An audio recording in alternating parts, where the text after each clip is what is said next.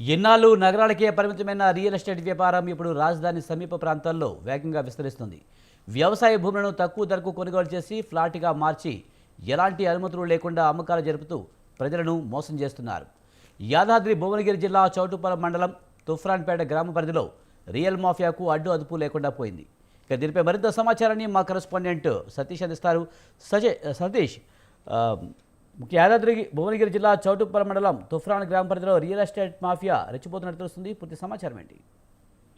Thank you Vijay. Yadadri Bhuvanagiri జిల్లా చౌటుప్పల్ మండలం తుఫ్రాన్పేట గ్రామ పరిధిలో దాదాపు 30 ఏళ్ల క్రితం కూడా ఒక రియల్ ఎస్టేట్ సంబంధించినటువంటి సంస్థ పర్మిషన్ తీసుకుంది. అయితే ఇప్పుడు ఆ సంస్థకు ఎలాంటి సంబంధం లేకుండా కూడా వాళ్ళ దగ్గర నుంచి కొనుగోలు చేసి ఇప్పుడు ఆ ఆఎల్పి నెంబర్ పైన దానికి సంబంధించినటువంటి ఏదైతే అనుమతి తీసుకున్నటువంటి లేఅవుట్స్ కి ఇప్పుడు కొత్తగా దానికి అప్రూవల్ వచ్చినట్టుగా, దానికి రెరా పర్మిషన్ ఉన్నట్టుగా కూడా కళ్ళబొల్లి ప్రకటనలతోటి, అలాగే అరచేతిలో వైకుంఠం చూపించిన విధంగా కూడా రంగరంగ బ్రోచర్లతో అయితే ఇక్కడ తుఫ్రాన్పేటలో ఏర్పాటు చేసినటువంటి కొత్తగా ఈ మధ్య కాలంలో ఒక వెంచర్ అయితే వెలిసింది.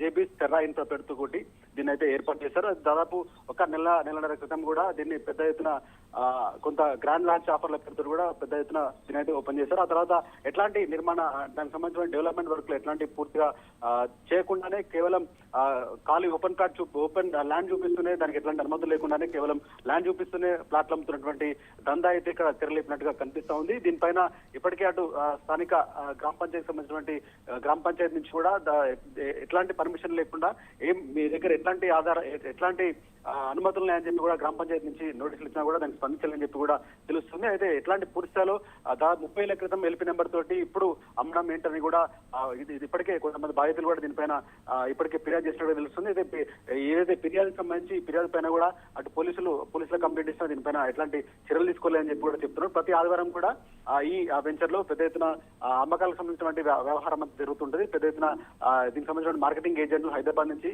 అమాయకమైనటువంటి ప్రజల్ని అమాయకమైన ప్రజలను తీసుకొచ్చి కూడా ఎట్లాంటి అనుమతి లేని ఈ వెంచర్ కు సంబంధించిన ప్లాట్లను అంటగడుతున్నారని చెప్పి కూడా చెప్తున్నట్టు తెలుస్తుంది. అయితే దీంతో కంప్లీట్ గా అటు బ్లాక్ మనీ వ్యవహారం కూడా ఉన్నట్టుగా తెలుస్తుంది. అయితే పెద్ద ఎత్తున ఒక్కొక్క ప్లాట్ కి పెద్ద ఎత్తున డబ్బులు పెద్ద ఎత్తున పెట్టి కూడా, అలాగే డజన్కి వేలలో కూడా పెట్టి దాన్ని ఏదైతే అమౌంట్ వెంచర్ సంబంధించిన వాళ్ళకి మేనేజ్మెంట్ ఇచ్చే కట్టే క్రమంలో భాగంగా కూడా కొంత బ్లాక్ మనీ ఇవ్వాలి, ఎక్కువ శాతం బ్లాక్ మనీ ఇవ్వాలని చెప్పి కూడా వాళ్ళు అడుగుతున్నట్టుగా చెప్తున్నారు. ఓవరాల్ గా కూడా ఈ జేబీ ఇంత పేరుతో తుఫ్రాన్పేట సమీపంలో ఏర్పాటు చేసినటువంటి వెంచర్ లో అంతా